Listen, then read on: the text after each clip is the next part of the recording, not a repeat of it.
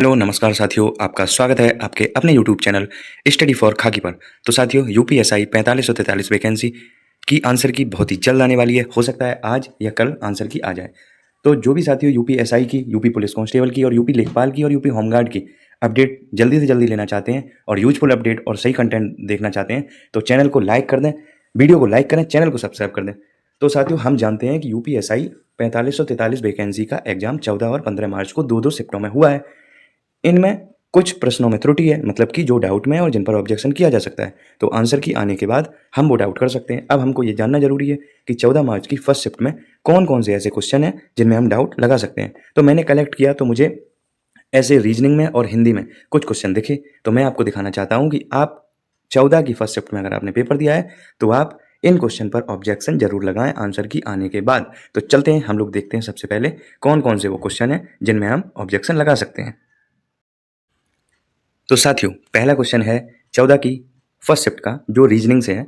ये क्वेश्चन है, मैं क्वेश्चन पढ़ के बताता हूँ। एमिली रयान की ननद और मिस्टर थॉमस की बहू भी है। मिस्टर थॉमस का एक बेटा है जिसका नाम डैनियल है, जो रयान का इकलौता भाई है। रयान का मिस्टर थॉमस से क्या संबंध है? साथियों, सबसे पहले हम इसमें एक चीज़ देखना चाहेंगे कि एमिली रयान की ननद है। तो रयान, इसमें इसका मतलब क्या हो गया कि रयान फीमेल है। लेकिन अगर यही क्वेश्चन हम इंग्लिश में पढ़ेंगे तो हम देखेंगे Emily is the sister in law of Ryan. Sister in law, साथियों, सिस्टर इन लॉ को हम लोग ननद भी बोलते हैं हिंदी में, और हिंदी में भाभी भी बोलते हैं। तो यहाँ जो संदर्भ है वो भाभी वाला संदर्भ है। तो जिन भाइयों ने, बहनों ने ये हिंदी में पढ़ा होगा क्वेश्चन, उनका आंसर नहीं आया होगा, और जिसने इंग्लिश में पढ़ा होगा उसका आंसर आ गया होगा सन। ठीक है, तो इसमें अगर आप ऑब्जेक्शन लगाएंगे तो आपका ऑब्जेक्शन मान्य नहीं होगा, क्योंकि भर्ती बोर्ड पहले ही लिख देता है इंस्ट्रक्शंस में कि अगर कोई भी हिंदी में अगर मिस्टेक है तो वो इंग्लिश वाले क्वेश्चन को मानता है और उसी से आंसर माना जाता है। तो जिसमें जो लोग इसमें बोल रहे हैं ऑब्जेक्शन लगाने के लिए, तो इसमें ऑब्जेक्शन नहीं लग सकता। अब हिंदी के क्वेश्चन पे चलते हैं जिसमें रियल डाउट है और जो सही डाउट है। ठीक है, जिसमें ऑब्जेक्शन आप लगाएंगे तो आपको जरूर फायदा होगा। तो चलते हैं हिंदी के गद्यांश के क्वेश्चन पर। साथियों, हिंदी का ये क्वेश्चन है। ये गद्यांश आया था 14 मार्च की फर्स्ट शिफ्ट में। मनुष्य जन्म से ही अहंकार, इतना विशाल बोझ लेकर, ये सब आया था। ठीक है साथियों, तो इसमें जो हम लोग देखेंगे, इसका पहला क्वेश्चन, ऊपर दिए गए गद्यांश में किस उपसर्ग से बने शब्दों की अधिकता है?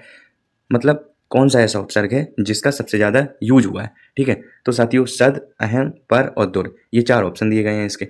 अब इसमें सबसे पहले देखते हैं सद। तो सद से अगर देखेंगे हम लोग तो सद से शायद एक है जो सद से होगा, मतलब सद से एक है, या हाँ ये है सदवृत्तियाँ। ठीक है साथियों, एक अहम, अहम से अहंकार है, मतलब एक वर्ड है। अब पर से देखिए, पर छिद्रान्वेषी, इसमें भी पर का यूज है, और पर निंदा, इसमें भी पर का यूज है। तो ये दो बार यूज हो गया पर का। ठीक है, पर उपसर्ग का दो बार यूज हो गया। अब दुर्गुण, मतलब दुर तो दुर्गुणों में है। एक दुर्गुण ये रहा, एक दुर्गुण यूँ, मतलब दो यूज है। अब क्या है, जो लोग पर लगा रहे हैं वो इस हिसाब से लगा रहे हैं कि दो अलग अलग शब्दों में पर का यूज है। जो दुर लगा रहे हैं वो इस हिसाब से लगा रहे हैं कि दो बार, यहाँ भी दो अलग अलग में नहीं है यूज, लेकिन दो बार तो उपसर्ग का यूज है। तो यहाँ पर मुझे लग रहा है कि ऑब्जेक्शन होना चाहिए, और पर और दुर दोनों दो दो बार यूज हुए हैं, तो दोनों आंसर सही होने चाहिए। तो यहाँ जिसने पर लगाया उसे भी नंबर मिलेगा, जिसने दुर लगाया उसको भी नंबर मिलेगा, ऐसी संभावना है। साथियों, ये दो ही क्वेश्चन ऐसे हैं। बता रहे हैं कुछ छात्र कि जो शुद्ध वर्तनी वाले सेंटेंस आए थे, वाक्य आए थे, वाक्य शुद्धि वाले, उसमें एक प्राणों का यूज हुआ है। तो सब बता रहे हैं कि प्राण तो खुद ही बहुवचन होता है, प्राण का प्राणों कैसे हो सकता है? तो साथियों, प्राणों हो सकता है। प्राणों त्रियक फॉर्म है, और त्रियक में हम लोग कारक चिन्ह, विभक्ति चिन्ह का प्रयोग करते हैं। तो वहाँ पे कुछ ऐसा दिया गया है, प्राणों के लिए, प्राणों में, प्राणों को, तो वो प्राणों बिल्कुल सही है, वहाँ पर कोई भी गलती नहीं है। तो 14 की फर्स्ट शिफ्ट में अगर देखा जाए तो केवल एक ये क्वेश्चन है जिस पर ऑब्जेक्शन आप लगा सकते हैं। तो जिसको भी ये वीडियो पसंद आई हो, यूजफुल लगी हो, तो लाइक कर दें और चैनल को सब्सक्राइब कर लें। बहुत बहुत धन्यवाद आपका वीडियो को